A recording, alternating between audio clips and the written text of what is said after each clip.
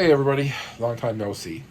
A lot of you have been commenting and asking where I am and if I'm okay and stuff. And I am. I wasn't always, but I'm getting better. What happened is, apparently I have horrifyingly bad sleep apnea. About, about January of last year, which would be like 11 months ago, almost a year. No, 10 months ago. I started to not sleep. I would sleep for maybe an hour tops a night. It was bad. I'd be up for days. Started putting on a lot of weight. My anxiety got horrifyingly bad. And, well, things just sort of escalated over the months. Eventually, it got to the point where I was violently hallucinating. I was making just my bills were all astray. Like, mentally, I was just gone. Like, I would literally just stumble down over the stairs, sit in my chair, and turn the TV on and take out all day. And I would literally just nod off and pass out in the middle of conversations. So I'd say in this period, I probably gained about 200 pounds, which was awesome, just wonderful, which made everything worse, of course, right? So by the end of it, uh, I was like passing out in the middle of conversations, just wobbling through life. I couldn't even watch television. I just stared at it because there was no mental acuity whatsoever. The hallucinations were so bad. I was watching like the light switches crawl around the walls, and yeah. So uh, I fell over my stairs, which was fun. Actually, the night before, I was sitting on the ottoman at the foot of my bed, and I passed out. I fell forward, and I was on the floor for about 6 or 7 hours, which was delightful. The next morning, I got up, and I tried to go downstairs, and I fell over the stairs. So I was at the foot of the stairs for a little bit, and we called the ambulance, and they took me, and I was in the hospital. And that's when the hallucination really, I just completely divorced myself from reality.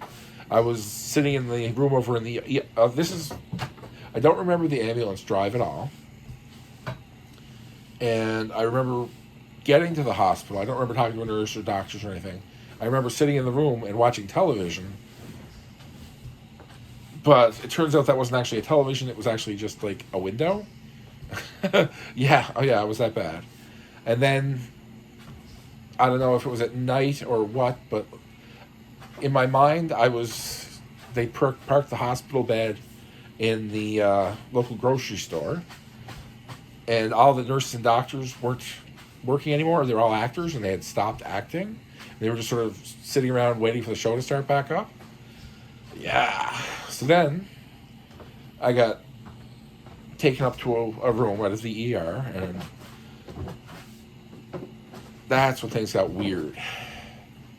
There was like an evil queen, and she was trying to steal the purest heart, and cartoon characters were like jumping into people's bodies. It was some, like, if I could can this stuff up and sell it, the FDA would make it illegal within no time because they were some powerful hallucinations. So it's at this point I died. Be that as it may, they rushed me up to the ICU, and I kecked it. I was gone. Lights out. Bedtime for Bozo. And they did what they did. They lumbered me back into the world of the living. And it's actually kind of cool because I had one of those near-death experience things you hear about in movies. It was like I was in this like black formless void. It wasn't scary. There wasn't anything off-putting about it. It was comforting. It was nice. But I was just like, whoa, where the hell am I, sort of thing, right? And there was two pictures in front of me. Just pictures. And they were of a hallway. And the hallway had pews in it. And, like, benches, right? And I had to pick one of the pictures. I knew this. So I pick a picture, and they disappear, and new pictures would show up. And they were just usually the same thing, slightly different, right? Like a street with a tree on it, or like just random stuff. I didn't even pay attention to what was on the picture. I was just randomly picking them. And then I discover that, no, I eventually going through the pictures, I find the picture, and it's of me in the hospital bed. I'm looking down at myself, and like there's nurses and doctors around me and shit. I'm like, oh hey, that's me. So I picked that one. Then it was like, more random pictures. And then I saw myself again. So every time I saw myself, I picked that picture. And the more I picked my picture, the more often the picture showed up. Until eventually it was like a video. And I'm like, score! Right? Every time I like discover something, I get like very excited and happy because I discovered something, right? It felt like I was rediscovering the universe, like I was bringing the universe back, which is weird. Ooh. And eventually I was like in the picture. And I can remember I couldn't talk because they were, breathing and stuff. And I had the one arm free and I was like trying to like signal, hey, I'm in there, and right? And then it was lights out. And I was gone for about a week. And there was no me for about a week, which was, kind of fun. Then I woke up, and it was a Wednesday. And I was hungry, and there was a little janitor guy. He was actually kind of cute. And he was, like, scrubbing down some stuff in the hallway, and, like, I was like, whoa, what was that? First day I woke back up, I was stupid. I was like, in a good mood, everything was fine, but I was dumb. Oh my God, I was dumb. And I was like, okay. The second day, I was slightly less dumb, and I realized how dumb I was, right? Because things were just not clicking in. And I'm like, ooh, this can't persist. I'm in trouble if this is like, how I am. And then the third day, I was a little less dumb, so I'm like, okay, it seems to be a generally improving trend, so we'll see what happens. So what had happened is my sleep apnea led to a problem, with the weight, and that called this thing called Pickwick syndrome, where basically my body couldn't give up carbon dioxide. It was basically just soaking carbon dioxide up like a sponge, so there wasn't room for oxygen even when I was breathing. So they had me on oxygen. I was on like 60 liters of oxygen, like second, a minute, I don't know. But there was like these big tubes, and they had me on a BiPAP for a certain amount of hours a day, just trying to absorb as much carbon dioxide out of my system as possible, right? So this persisted. I was in the ICU for about a month and a half, and being on your back that long, it steals your strength. Quite frankly, I couldn't walk. I couldn't do anything. Couldn't care for myself. It sucked. It sucked a lot to go from somebody that like cares for everybody else to like, yeah. So from there, let me just adjust that ever so slightly because for some reason it wandered. From there, after a month and a half, I got out of the ICU and I got out. I was out for a couple of weeks, and guess what I decided to do? I got pneumonia. Yay! And I was back in for another couple of weeks. That's where being on permanent oxygen came from, which is awesome because, why not, right?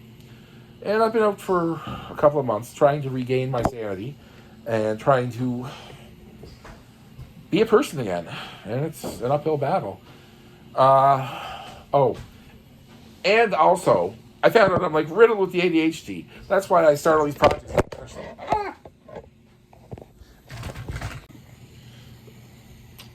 I had a foot cramp and I knocked the tripod over. Sorry. So, okay. I'm trying to get back my strength. I'm trying to get back my sanity. I'm trying to be a person. And, that's an uphill battle.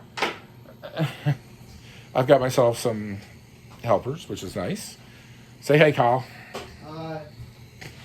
And I'm working on it. I've discovered some things about myself. My mind is riddled with ADHD. That's why I start all these projects and don't finish them. That's why my thoughts are all over the place all the time.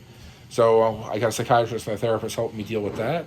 I've also discovered that my testosterone is super low because of an illness I had a couple of years ago.